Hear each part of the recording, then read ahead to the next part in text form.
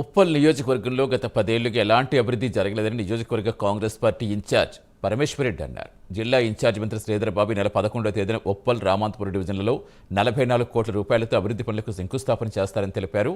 CM Revanth Reddy Uppal నియోజకవర్గ అభివృద్ధి కోట్లాది రూపాయలు మంజూరు చేస్తున్నారని పరమేశ్వరరెడ్డి చెప్పారు.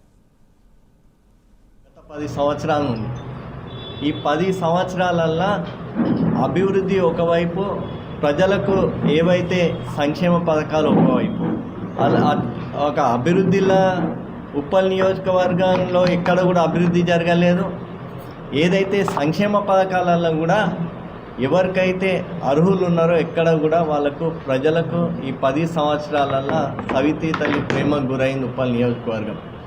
మరి కాంగ్రెస్ ప్రభుత్వం వచ్చిన ఈ 15 నెలల, ఎందుకంటే గతంలో ఇక్కడ నుంచి రేవంత్ అన్న మరి ఎంపీ ఉండే ఇక్కడ నుండి, మరి ఈరోజు రాష్ట్రానికి ముఖ్యమంత్రి మరి రేవంత్ రెడ్డి గారు. మరి ఉప్పల్ ఈ 10 సంవత్సరాల అభివృద్ధి జరగలేదనే ఉద్దేశంతో మరి రేవంత్ రెడ్డి గారు ఉప్పల్ నియోజకవర్గానికి దాదాపు 250 కోట్ల రూపాయలు ఈ సంవత్సరం కాలంలో మరి నిధులు కేటాయించడం జరిగింది.